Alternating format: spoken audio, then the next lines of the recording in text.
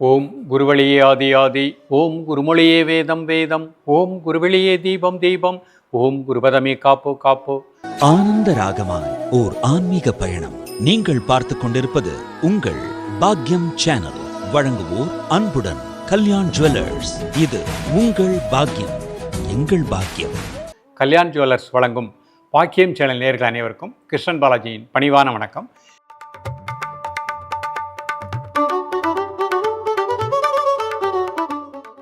நேயர்களே, தேகம் யோகம் பாக்கியம் என்ற நிகழ்ச்சியின் மூலமாக உங்களை சந்திப்பதில் மிக்க மகிழ்ச்சி அடைகின்றேன். நம்ம இந்த தேகம் அப்படிங்கிறது உடல் சரீரம். இந்த தேகத்தை நன்றாக ஆரோக்கியமாக வைத்துக்கொள்ளக்கூடிய கலை தான் யோகக்கலை. அதை பயில்வதற்கு நமக்கு பாக்கியம் வேண்டும். அதில் நம்ம எளிமையான ஒரு முத்திரை பயிற்சியை பார்த்துட்டு வரோம். இந்த முத்திரை பயிற்சியின் மூலமாக நம்ம உடல் உள்ளுறுப்புகளை நன்றாக வைத்துக் கொள்ளலாம், மனதை திடமாக வைத்துக் கொள்ளலாம். இன்றைக்கு நம்ம பார்க்கக்கூடியது பல்வலி, ஈறுகளில் வீக்கம், பற்களில் இரத்தம் வருதல். இது நிறைய நபர்களுக்கு இருக்கின்றது. அப்போ இந்த பல்களை திடப்படுத்தக்கூடிய பயிற்சி என்ன, ஈறுகளை ரத்தம் வராமல் பாதுகாக்கக்கூடிய பயிற்சி. ஸோ இந்த முத்திரைகள், பிரித்திவி முத்திரை அப்படின்னு ஒரு முத்திரை பார்க்க போகிறோம். இந்த பிரித்திவி முத்திரை நிலமூலகம், அது நன்றாக ஸ்ட்ராங்காக இருக்கும்போது நமக்கு நல்ல ஒரு ஆற்றல் கிடைக்கும். பிராண முத்திரைன்னு முத்திரை பார்க்க போகிறோம். கை விரல் நுனிகளில் ஒரு சின்ன அழுத்தம் கொடுத்தல். இந்த 3 பயிற்சிகளையும் தொடர்ந்து காலை மதிய மாலை 3 வேளையும் ப்ராக்டிஸ் பண்ணுங்கள். மிக நல்ல பலன் கிடைக்கும். இப்போ சப்போஸ் நீங்கள் ட்ராவல் பண்ணுறீங்க 8 மணி நேரம், திடீர்னு உங்களுக்கு ஈறு வீக்கம் பல்வலி வந்துருச்சு. அந்த சமயத்தில் இந்த முத்திரைகளை நம்பிக்கையோடு பண்ணுங்கள். முதல்ல வலி குறையும். அதுக்கப்புறம் நீங்கள் ட்ரீட்மெண்ட் எடுத்துகிட்டு அப்புறம் நம்ம தொடர்ந்து முத்திரை பண்ண நம்ம இந்த பல்களில் வருகின்ற பிரச்சனைகளுக்கு முற்றுப்புள்ளி வைத்து விடலாம். நம்பிக்கையோடு ப்ராக்டிஸ் பண்ணுங்கள். பஞ்சபூதத்தில் ஏற்பட்ட மாறுபாடுகள் தான் நம்ம நோயின்னு சொல்கிறோம். இந்த பஞ்சபூதத்தை சரி செய்வது தான் நம்ம கைவிரல்களின் மூலமாக செய்கின்ற முத்திரை பயிற்சி. முத்திரை செய்யும் பொழுது உடம்புல நில மூலகம், நீர் மூலகம், நெருப்பு மூலகம், காற்று மூலகம், ஆகாய மூலகம், 5 வகையான மூலகங்களும் சரிசமமாக இயங்கக்கூடிய நிலை கிடைக்கும். அதோடு சேர்ந்து உணவிலும் ஒழுக்கத்தை ஏற்படுத்தும் பொழுது நிச்சயமாக நல்ல பலன் கிடைக்கும். இப்பொழுது இதனுடைய செயல்முறை விளக்கத்தை தெளிவாக காண்போம்.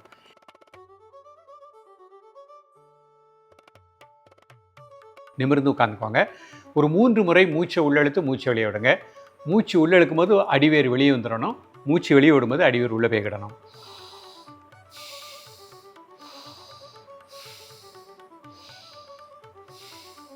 கை முன்னாடி வச்சுக்கோங்க.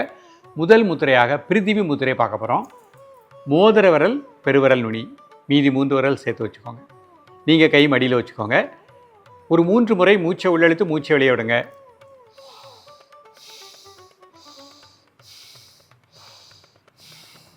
இப்போ மூச்சை மட்டும் அமைதியாக வாட்ச் பண்ணுங்கள். பற்கள், ஈறுகளுக்கு நல்ல பிராணசக்தி கிடைப்பதாக எண்ணுங்கள். காலை மதிய மாலை 3 வேளையும் சாப்பிடுவதற்கு முன்பாக 2 நிமிடங்கள்.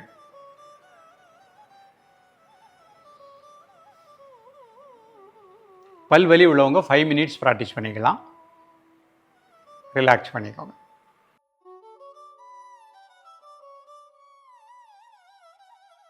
அடுத்த முத்திரை பிராண முத்திரை. கை முன்னாடி வச்சுக்கோங்க. முதல்ல 3 முறை மூச்சை உள்ளெழுத்து மூச்சை வெளியே விடுங்க.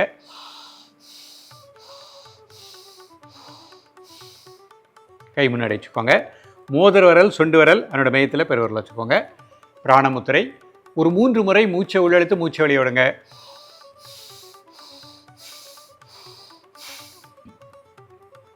இப்போ இயல்பாக நடக்கக்கூடிய மூச்சில் கவனம் செலுத்துங்கள்.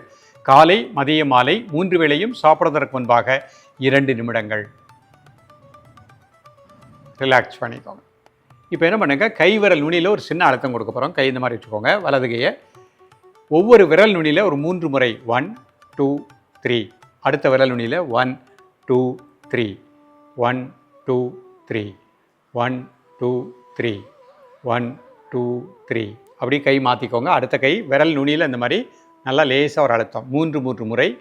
இந்த விரல் நகக்கண் நுனியில் 3 முறை அழுத்தம் கொடுத்துட்டே வாங்க.